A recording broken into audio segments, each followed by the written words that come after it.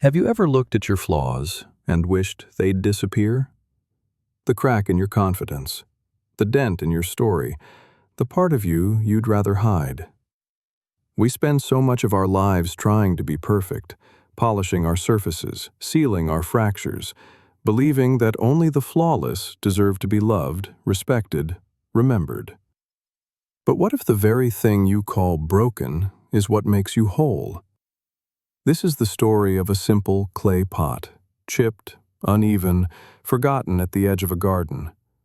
Every morning it carries water alongside a pot that gleams without a scratch, and every evening it returns ashamed, half empty, leaking from the crack along its side.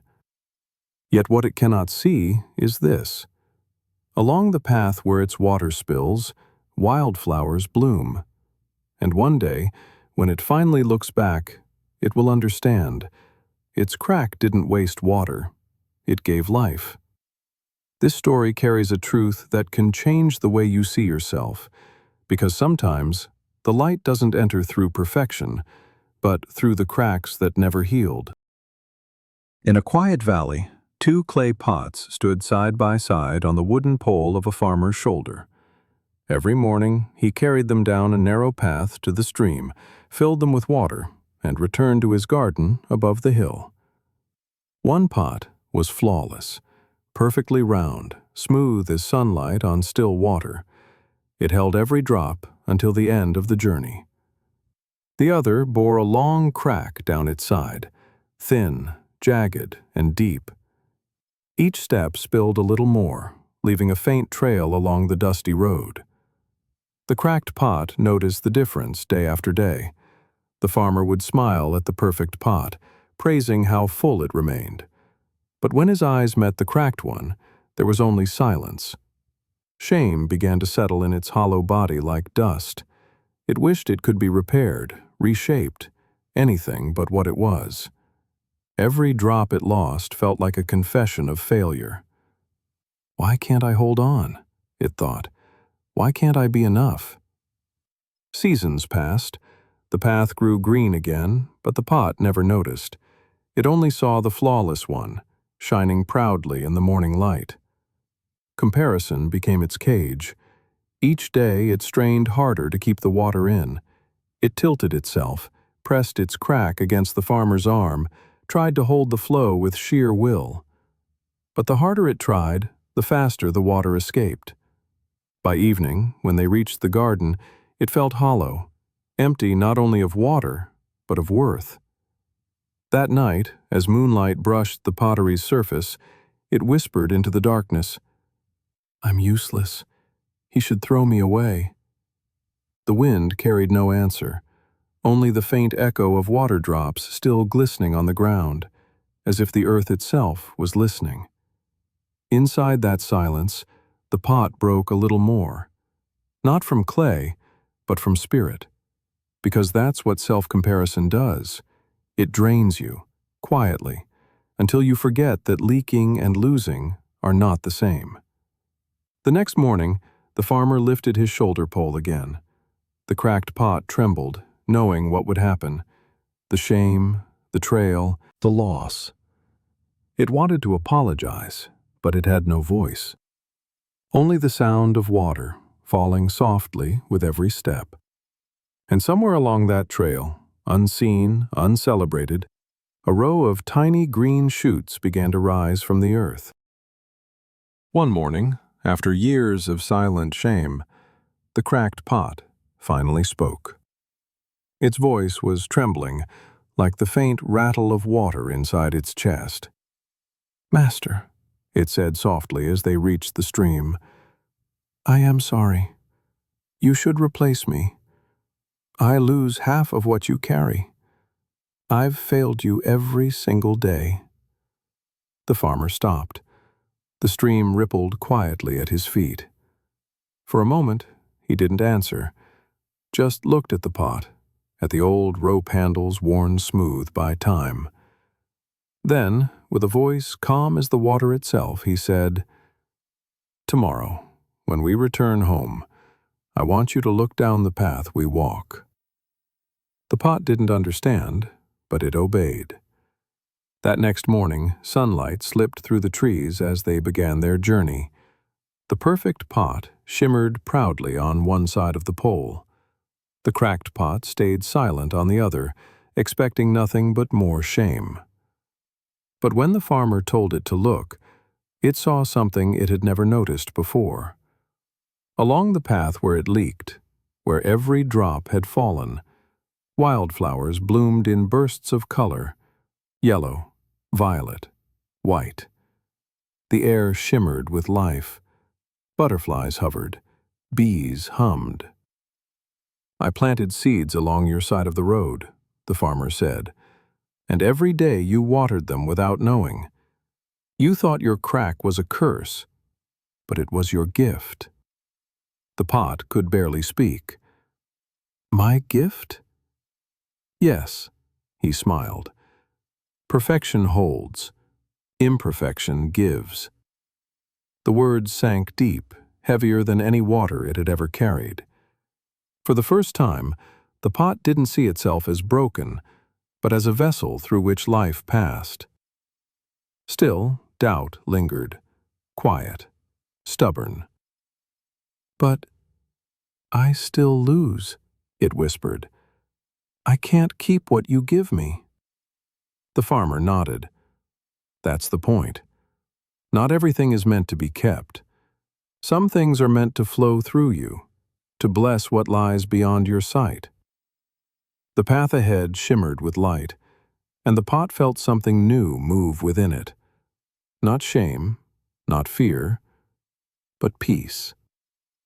It didn't have to be flawless to be useful. It didn't have to be whole to be worthy.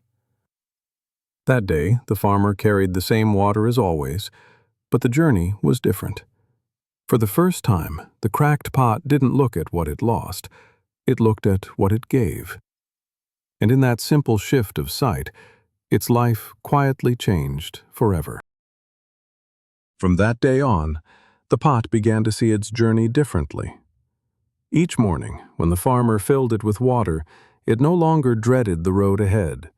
The same path, the same sun, the same crack. Yet everything felt new. Where it once hid in shame, it now looked outward, watching the drops fall like blessings. It noticed how the earth drank eagerly, how blades of grass reached higher, how petals unfurled with quiet joy. Each spill became an offering, each loss a gift. The flawless pot still gleamed beside it, proud, silent, heavy with its perfect load. But for the first time, the cracked pot did not compare. It simply smiled, letting the rhythm of each step sing through its body. By the time they reached the hilltop garden, it was half empty again. But half empty had never felt so full. The farmer knelt beside the row of flowers and whispered, "See what you've made possible." And the pot, though it could not speak, felt something shift deep inside, a quiet expansion, the kind that doesn't need words to know truth. Because true transformation is not a miracle that happens in an instant. It's the moment you stop fighting who you are and begin using it to create something beautiful. That evening, as the sun dipped behind the hills, the cracked pot glowed in the golden light. Its reflection in the stream no longer seemed broken. It seemed alive. We live in a world that glorifies what doesn't crack. We praise the unblemished, the flawless, the seamless. We hide our flaws behind filters and success stories, polishing ourselves until the reflection blinds us. But here's the quiet truth. The world doesn't need perfect vessels. It needs vessels that pour. Like the cracked pot, you may believe that every mistake, every insecurity, every scar is proof that you're less than whole. But what if each of those flaws is the very channel through which your life nourishes others?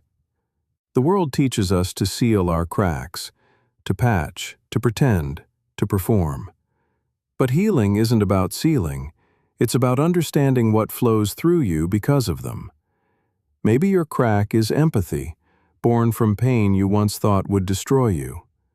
Maybe it's patience, carved by years of waiting when others ran ahead.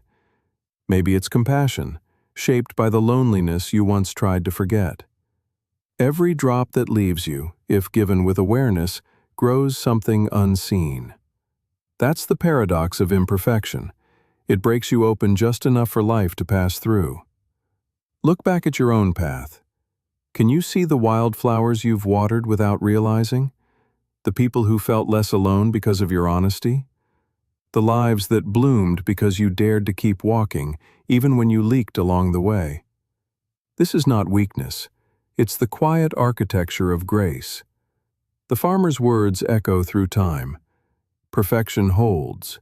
Imperfection gives. It's a reminder that contribution, not containment, defines value. We chase control, to hold, to keep, to appear whole. Yet the river of meaning moves only when it flows through open cracks. And if you stop trying to hold it all, you may finally feel it pass through. Cool, alive, real. So what does this mean in the modern world? In your career, maybe you feared failure so much that you never let yourself try. But cracks are how creativity breathes. They make space for innovation. In your relationships, maybe you've hidden your pain to look strong. But it's your vulnerability that lets others feel safe enough to open too. And in your self-doubt, maybe you've spent years trying to fix what was never broken, only different. The crack doesn't separate you from wholeness. It reveals where the light enters and where your strength overflows. And here's the most powerful part. Once you stop fighting your flaws, they stop defining you. You become free to give, to love, to live, not as a polished statue, but as a flowing vessel of truth. When the cracked pot finally looked back, it saw the field of color it had unknowingly created. So will you. One day, you'll see that every drop you thought you wasted was watering something sacred just beyond your sight. Imperfection isn't your enemy. It's your evidence that you're human, that you're growing, that you are still open enough for light to pass through. The flowers didn't grow in spite of the crack. They grew because of it. So here's the question only you can answer. What's your crack? The part of you you've tried to hide, to fix, to silence. The part that maybe, just maybe, is where your beauty begins. Today I'm asking you to stop running from it. Write it down, name it. Then ask yourself, what has this part of me watered? You'll be surprised by how much life your flaws have given, to others and to you. Because the truth is simple. The world doesn't remember the pots that stayed perfect. It remembers the ones that let something grow. So, if you've been waiting for a sign to forgive yourself, to stop patching and start pouring, this is it. Let the water fall. Let the flowers bloom. And the next time someone calls you broken, just smile, and know they're standing on the path you've helped bring to life. If this story spoke to you, share it with someone who needs to hear it. And before you go, like, subscribe, and keep walking your own path of light, because your story isn't over. It's only beginning to bloom.